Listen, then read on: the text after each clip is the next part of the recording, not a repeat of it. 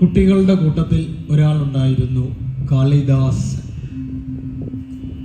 ഞാൻ ഈ കഥ പറയുന്ന വേളയിൽ നമ്മുടെ നാട്ടിലെ ഒരമ്പലത്തിൽ, അത് 7 മണി കഴിഞ്ഞ സമയമാണ്, ധാരാളം കുട്ടികളുണ്ട്. ഇപ്പം കുട്ടികൾക്കൊക്കെ വലിയ ബുദ്ധിമുട്ടാണ് ഈ അമ്പല സങ്കേതങ്ങളിൽ കിട്ടാൻ. ഏതായാലും ആ ക്ഷേത്രത്തിൽ നല്ലൊരു അന്തരീക്ഷമായിരുന്നു, ഒട്ടനവധി കുട്ടികളുണ്ടായിരുന്നു. ഈ കുട്ടികളോട് സംവദിക്കാൻ വളരെ രസമാണ്. ആ കുഞ്ഞുങ്ങളോടായിട്ട് ഞാൻ ചോദിച്ചു, മക്കളെ അറിയാമോ ഈ കാളിദാസൻ ആരാണെന്ന്? അപ്പോൾ അതിലൊരു ഉണ്ണി കൈപൊക്കി. ഇപ്പം അങ്ങനെയാണല്ലോ സമ്പ്രദായം, ഉത്തരമറിയാവുന്ന ഒരു കൈപൊക്കും. എനിക്ക് സന്തോഷമായി. ഞാൻ ആ കുഞ്ഞിനോടാണ് ചോദിച്ചു, ആരാ ഉണ്ണി കാളിദാസൻ? ആ ചങ്ങാതി പറയുകയാണ്, ജയറാമിൻ്റെയും പാർവതിയുടെയും മകനാണ് കാളിദാസൻ. എൻ്റെ മുഖഭാവത്ത് നിന്ന് മനസ്സിലായി ഉത്തരം തെറ്റിപ്പോയി എന്ന്. ഇപ്പം തൊട്ടടുത്തിരുന്ന വിദ്വാൻ ഒന്ന് കൈപൊക്കി. ഞാൻ അവനോടായിട്ട് ചോദിച്ചു. ആ ചങ്ങാതി പറയുകയാണ്, ചിറക്കൽ കാളിദാസൻ. അങ്ങനെയുണ്ട്, ഗജകേസരി. ഇപ്പം ആൾക്കാർക്കൊക്കെയുള്ള ഒരു ചെറിയ ഭ്രാന്താണല്ലേ? കൊള്ളാം, നല്ലതാണ്, വേണ്ടത് തന്നെയാണ്. പക്ഷേ എന്തുകൊണ്ടാണ് ജയറാമും പാർവതിയും തങ്ങളുടെ ഉണ്ണിക്ക് കാളിദാസൻ എന്ന് പേരിട്ടത്? അല്ലെങ്കിൽ ഈ ചിറക്കൽ കാളിദാസന്റെ ഉടമസ്ഥൻ എന്തുകൊണ്ട് ആ ഗജരാജന് കാളിദാസൻ എന്ന് പേരിട്ടു? അതാണ് നമ്മൾ മനസ്സിലാക്കേണ്ടത്. കുറ്റം കുഞ്ഞുങ്ങളുടേതല്ല, കുറ്റം ആരുടേതാണ്? കുറ്റം നമ്മളുടേതാണ്. നമുക്കിതിനൊന്നും നേരമില്ല. നമ്മുടെ ജീവിതം ഇതിനകത്ത് ഒതുങ്ങി. ഇത് പറഞ്ഞു കൊടുക്കേണ്ട മുത്തശ്ശനെയും മുത്തശ്ശിയെയും നമ്മൾ ഗുരുവായൂരപ്പൻ്റെ നടയിൽ നടതള്ളുക, അല്ലെങ്കിൽ തൊട്ടടുത്തുള്ള വൃദ്ധസദനത്തിൽ കാണും. നമുക്കൊന്നിനും നേരമില്ല. പിന്നെ കുഞ്ഞുങ്ങൾ അറിയാവുന്നവര് കാര്യങ്ങൾ അവർ പറഞ്ഞു കൊടുക്കും.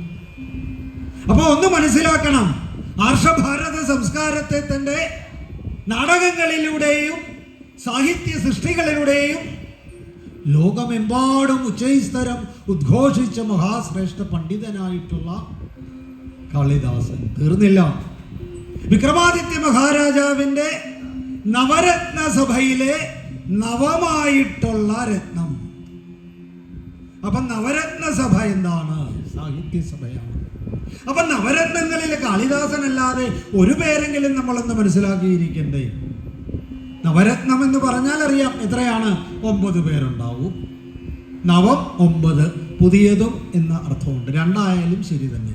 ഏതായാലും 9 സാഹിത്യ ലോകത്തെ പ്രഗത്ഭരായിട്ടുള്ള 9 പേരാണ്. അതിൽ ഒരാളുടെയെങ്കിലും പേരൊന്ന് പറയാവോ? ഈ കൂടിയിരിക്കുന്ന ചെറുജന സഞ്ചയത്തിന്, അല്ലെങ്കിൽ ഭക്തജനങ്ങൾക്ക് അവർക്കൊരു സമ്മാനം ഞങ്ങളുടെ വക കോട്ടയത്തു നിന്ന് വരികയാണ്. ഒന്നൊരു സമ്മാനം ഒന്നും കൊടുക്കാതെ എന്ന് പോകുന്നത് ശരിയല്ലല്ലോ. നവരത്നങ്ങളില് ഒരാളുടെ പേര്, ഒരു സൂചന നൽകാം. ഇപ്പൊ അങ്ങനെയാണല്ലോ, ക്ലൂ വേണമെന്നാണല്ലോ പറയുന്നത് അല്ലേ?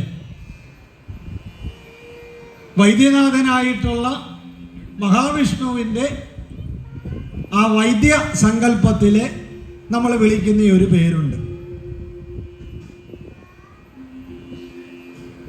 ആ പറഞ്ഞോളൂ. ആ നന്നായി, വരൂ വരൂ വരൂ വരൂ. ഞങ്ങൾക്ക് വേണ്ടപ്പെട്ട കുട്ടി തന്നെ. അവളുടെ പേര് ഞങ്ങൾക്കറിയാം, ഹൃദ്യ. ഒന്ന് കൈയടിച്ചേ, അങ്ങനെയൊക്കെ വേണ്ടേ?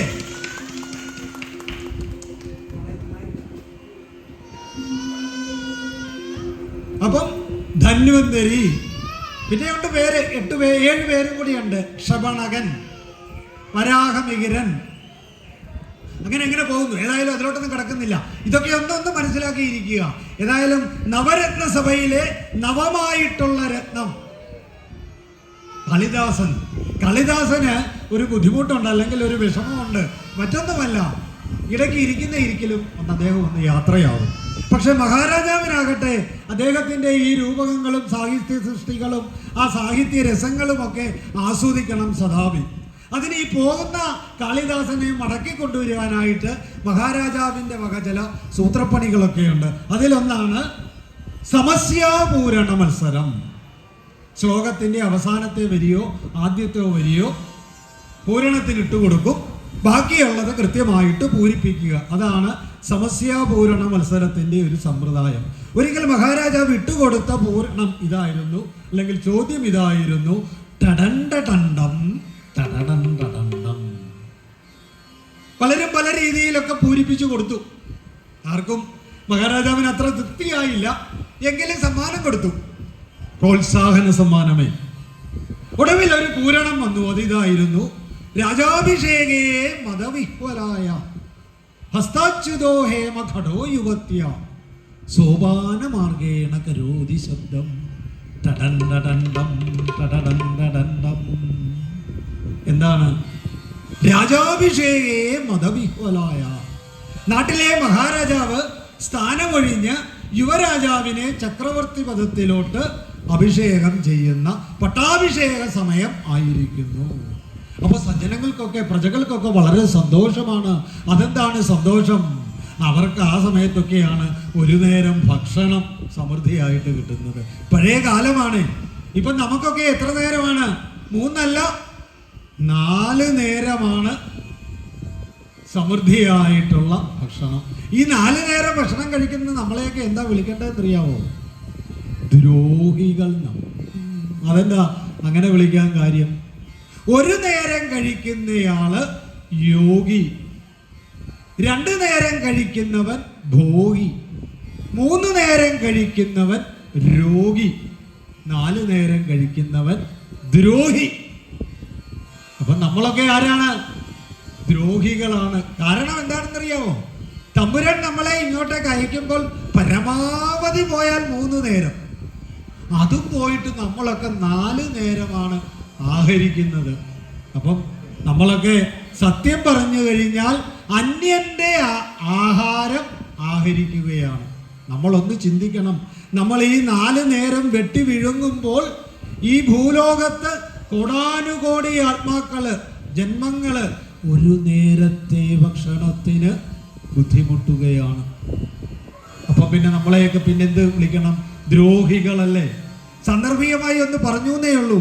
ആ സത്യത്തില് ആ കാളിദാസന്റെ പുസ്തകം ഇതായിരുന്നു: രാജാഭിഷേകേ മതവിഹ്വലായ ഹസ്താച്യുതോ ഹേമ ഘടോ യുവത്യ സോപാനമാർഗേണ കരോതി ശബ്ദം ടടണ്ടടണ്ടം ടടടണ്ടടണ്ടം. അപ്പം ആ നാട്ടിലെ രാജാവിന് പട്ടാഭിഷേകമായി ഒരു നേരത്തെ ഭക്ഷണം കിട്ടുന്നതിലുള്ള സന്തുഷ്ടചിത്തരായിട്ടുള്ള ആ ജനസഞ്ചയത്തില് ഒരു യുവതി, അവള് ഒക്കത്ത് സ്വർണ്ണക്കുടവും വെച്ചോണ്ടാണ്. പഴയ കാലമാണ്, സ്വർണത്തിനൊന്നും വലിയ വിലയില്ല. അതുകൊണ്ട് സ്വർണ്ണക്കുടവും ഒക്കത്ത് വെച്ച് അടുത്തുള്ള കുളത്തിൽ നിന്നും വെള്ളമെടുക്കാൻ പോകുകയാണ്. അപ്പൊ കുളത്തിന്റെ പടവുകൾ ഇറങ്ങിയ വേളയിൽ ആ ഒക്കത്തിരുന്ന കുടം താഴെ വീണു. ആ പടികളിലൂടെ ആ സ്വർണ്ണക്കുടം ഉരുണ്ടുരുണ്ടുരുണ്ടുരുണ്ടുരുണ്ടു പോകുന്ന ശബ്ദമാണ് ടടണ്ടടണ്ടം ടടടണ്ടടണ്ടം. എത്ര രസകരമായ പൂരണം! അത് മറ്റാരുമല്ലായിരുന്നു പൂരിപ്പിച്ചത്, സാക്ഷാൽ കാളിദാസൻ തന്നെയായിരുന്നു. കൊടുത്തു പട്ടും വളയും സമ്മാനം. അങ്ങനെ എത്ര കഥകളുണ്ടെന്നറിയാവോ കാളിദാസനെ പറ്റി? അതൊക്കെ പറയാൻ പോയാൽ നേരം വെളുക്കും, അതുകൊണ്ട് അങ്ങോട്ട് കിടക്കുന്നില്ല. അങ്ങനെ ഇത്യാദികളായിട്ടുള്ള രസകരങ്ങളായ കഥകളിലൂടെ ആ ആർഷഭാരത സംസ്കാരത്തിലോട്ട് നമ്മുടെ കുഞ്ഞുങ്ങളെ ഒന്ന് കൊണ്ടുവരണം. ഹോമിയോ മരുന്ന് മധുരത്തിൽ ചാലിച്ചല്ലേ കൊടുക്കുന്നത് എന്ന് പറയുന്നത് പോലെ മതി. അങ്ങനെ കൊണ്ടുവന്നു കഴിഞ്ഞാൽ കുട്ടികൾക്ക് ഇത് രസകരമായിട്ട് അനുഭവപ്പെടും. അവരെ നമുക്ക് ആ ഗഹനതയിലോട്ട് കൊണ്ടുവരികയും ചെയ്യാം. സാന്ദർഭികമായി ഒന്ന് പറഞ്ഞു എന്ന് മാത്രം. ഇവിടെ ആഗതനായിട്ടുള്ള ആ മഹാശ്രേഷ്ഠനായിട്ടുള്ള ബ്രാഹ്മണന്റെ മുഖകമലത്തിൽ കളിയാടുന്ന ആ ചൈതന്യത്തെ പറ്റി വർണ്ണിക്കുവാൻ സാക്ഷാൽ കാളിദാസന് പോലും വാക്കുകൾ. തേജസ്വിയായൊരു ഭക്തോത്തമൻ ഗോപുരവാതിൽ കടന്നു വന്നു. തേജസ്വിയായൊരു ഭക്തോത്തമൻ ഗോപുരവാതിൽ കടന്നു വന്നു. 1000 സൂര്യന്റെ തേജസ്സോടെ ആരു കണ്ടാലും നാമിച്ചു പോകും. 1000 സൂര്യന്റെ തേജസ്സോടെ ആരു കണ്ടാലും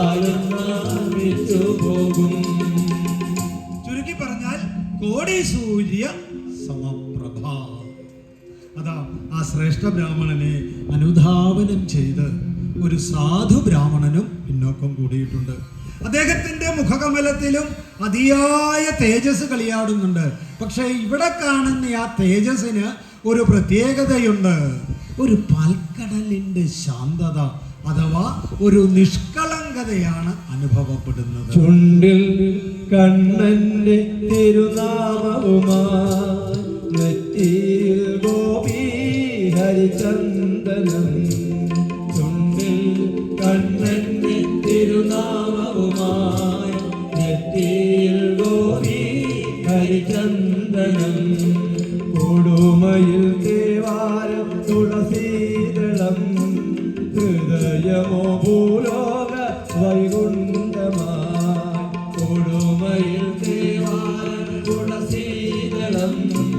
ഹൃദയമോ ഭൂലോക വൈകുണ്ഠമായി. അതാണ് അദ്ദേഹത്തിന്റെ പ്രത്യേകത.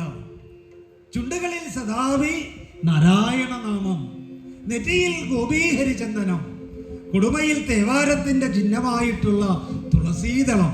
അദ്ദേഹത്തിന്റെ ഹൃദയം ഭൂലോക വൈകുണ്ഠം തന്നെ എന്ന് പറയാം. പിന്നെ തീർന്നില്ല, അദ്ദേഹത്തിന്റെ പാദപതനങ്ങളിൽ പോലും പ്രത്യേകതയുണ്ട്. ഭൂമിദേവിക്ക് പോലും വേദനയുണ്ടാകരുതേ എന്നുള്ള പ്രാർത്ഥനയോടെയാണ് നോവാതെ കാരുണ്യാംശം മായാതെ. മണ്ണിനു പോലും നോവാതെ കാരുണ്യാംശം മായാതെ. ചുണ്ടിൽ കണ്ണന്റെ തിരുനാമവുമായി നെറ്റിയിൽ ഗോപി ഹരിചന്ദനം.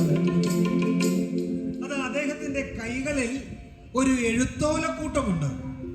മുഖത്ത് അല്പം ശങ്ക കളിയാടുന്നില്ലേ എന്നൊരു സംശയം, വേണോ വേണ്ടയോ എന്നുള്ള ഒരു ഭാവം. ഒടുവില് രണ്ടും കൽപ്പിച്ച് ആ സാധു ബ്രാഹ്മണൻ തന്റെ കയ്യിലിരുന്ന എഴുത്തോലക്കൂട്ടം ആ മഹാബ്രാഹ്മണന്റെ ശ്രേഷ്ഠ ബ്രാഹ്മണന്റെ നേർക്ക് നീട്ടുകയാണ്. ഉണ്ടൊരു കൃതി എന്നെ ചിന്തയിലുദിച്ചതാ, സ്വന്തമായി ഞാനവ പദങ്ങളായി കുറിച്ചത്. ഉണ്ടൊരു കൃതി എന്നെ ചിന്തയിലുദിച്ചതായി, സ്വന്തമായി ഞാനവ പദങ്ങളായി കുറിച്ചത്.